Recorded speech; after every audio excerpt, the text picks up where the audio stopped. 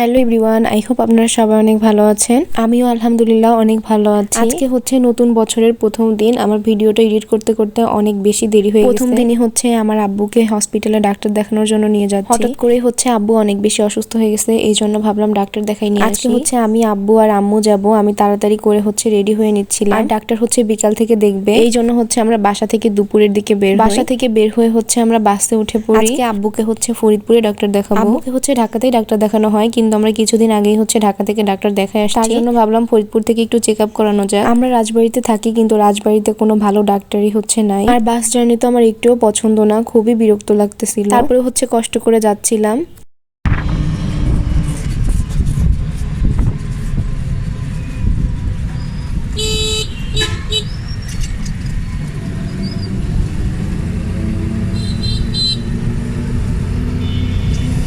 বাস থেকে নামার পরে আমরা হচ্ছে একটা অটো নিয়ে হসপিটালের সামনে চলে যাই। হসপিটালে যেয়ে দেখি ডাক্তার এখনো আসেই নাই। তারপরে আমরা কিছু সময় বসে থাকি, কিছুক্ষণ পরই হচ্ছে ডাক্তার চলে আসে। আর আব্বুকে হচ্ছে বিভিন্ন ধরনের টেস্ট দিছিল। টেস্ট করাইতে দিয়ে হচ্ছে রিপোর্ট আসতে অনেক বেশি দেরি হচ্ছিল, এই জন্য হচ্ছে আমাদের অনেক সময় বসে থাকা লাগছে। রিপোর্ট দেওয়ার পরে হচ্ছে ডাক্তারকে দেখানো হয়। আলহামদুলিল্লাহ রিপোর্টে কোনো সমস্যা আসে না। আমার আব্বুর হচ্ছে ওপেন হার্ট সার্জারি করা, এই জন্য হচ্ছে কিছুদিন পরপরই অনেক বেশি অসুস্থ হয়ে যায়। বাসার সবাই হচ্ছে আব্বুকে নিয়ে অনেক বেশি টেনশনে থাকে। আর পৃথিবীতে বাবা যে কি জিনিস সেটা যার নাই সেই হয়তো বোঝে। আব্বু যখন মাঝে মাঝে অনেক বেশি অসুস্থ হয়ে যায়, তখন বাজার থেকে শুরু করে সবকিছুই মনে করেন আমারই করতে হয়। তখনই হচ্ছে এই জিনিসটা ফিল করি যে বাবা কি জিনিস। আর পৃথিবীতে এর থেকে বেশি কষ্টের হয়তো কিছু নাই, যে আব্বু আম্মুর দিন যাচ্ছে আর বয়স বাড়ছে। পরের দিনই হচ্ছে ভাইয়ার বার্থডে ছিল, তাই ভাবলাম আমরা একটা কেকও নিয়ে যাই ভাইয়ার জন্য। ফরিদপুর থেকে হচ্ছে মাথায় এতটা আসে নাই, রাজবাড়ি নেমে তারপরে হচ্ছে নয়াটেস্ট থেকে আমরা একটা কেক। ভাইয়া হচ্ছে কিছুই জানতো না যে আমরা কেক নিব বা ভালো মন্দ। আমি যেহেতু বাইরে বেরি হয়েছি, এই জন্য ভাবলাম ভাইয়ের জন্য একটা কেক নিয়ে যাওয়া যায়। বার্থডে তো প্রতিদিনই আসে না, বছরে একবারই হচ্ছে আসে। আর সবার জীবনে জন্মদিনটা অনেক বেশি স্পেশাল। কেক নেওয়ার পরে কেকের টাকাটা হচ্ছে আব্বু আমাকে দিতে দেয় নাই, আব্বু নিজেই হচ্ছে দিছে। যেহেতু ভাইয়ার বার্থডে, আর ভাইয়া হচ্ছে আমার আব্বু আম্মুর একমাত্র ছেলে,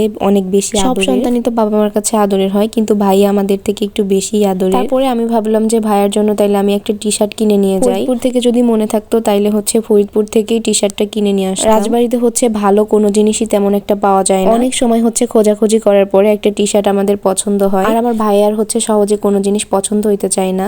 তারপরে টি শার্ট কিনে বাসার উদ্দেশ্যে চলে আসি। আর আজকে হচ্ছে আমার দুলাভাই আমাদেরকে বাইরে খাওয়ানোর জন্য নিয়ে আসে। মানে আমি তো ফরিদপুর ছিলাম, আমি তো জানতাম না ভাবিকে আর হচ্ছে আপিকে নিয়ে আসছে। আমি বাসায় যাওয়ার পথে হচ্ছে আমার সাথে দেখা হয়ে গেছে তাদের। তারা আমার জন্য অনেক সময় ওয়েট করছে, কিন্তু আমার আসতে অনেক বেশি দেরি হয়ে গেছে বলে তারা চলে আসছে। তারপরে আমি যাওয়ার পরে হচ্ছে ভাই আমার জন্য আবার নতুন করে অর্ডার দেয়। খাওয়া দাওয়া শেষ করার পরে হচ্ছে আমাদেরকে 7 আপ খাওয়ানোর জন্য একটা দোকানে নিয়ে আসে। আর ভাইয়া বলতেছিল তোমাদের যার যেটা খাইতে ইচ্ছা করে সেটা নাও। তারপরে সবকিছু কেনাকাটা করে বাসায় চলে আসি। বাসায় এসে দেখি আপি হচ্ছে ছোট্ট করে একটা পুডিং বানাইছে। আর পুডিংটা হচ্ছে একদমই পারফেক্ট হয়েছে। বাসায় আসতে আসতে আমার প্রায় রাত 11টার মতো বেজে গেছে। আর 12টার সময় আমরা হচ্ছে ভাইয়ার কেকটা কাটতে চাইতেছিলাম, এই জন্য আমরা সবাই বসে বসে হচ্ছে 1 ঘন্টা গল্প করছি যাতে কেউ না ঘুমায়। আমরা হচ্ছে সবাই এক রুমে গল্প করতেছিলাম, আর ভাইয়া হচ্ছে অন্য রুমে ঘুমাচ্ছিল। কেউই হচ্ছে ভাইকে ডাকতে সাহস পাচ্ছিল না, কারণ যেই ডাকতে যাবে সেই হচ্ছে ভাইয়ের কাছে রাগ শুনবে। তারপরে ভাবি হচ্ছে ডাক দেয় কেক কাটার জন্য, কিন্তু ভাইয়া হচ্ছে কোনোভাবেই কেক কাটতে চাইতেছিল না, বলতেছিল তোমরা নিজেরাই কেটে হচ্ছে খেয়ে ফেলো। তারপরে সবাই যখন হচ্ছে অনেক বেশি রিকোয়েস্ট করছে, তখন কেকটা কাটতে হচ্ছে রাজি হয়।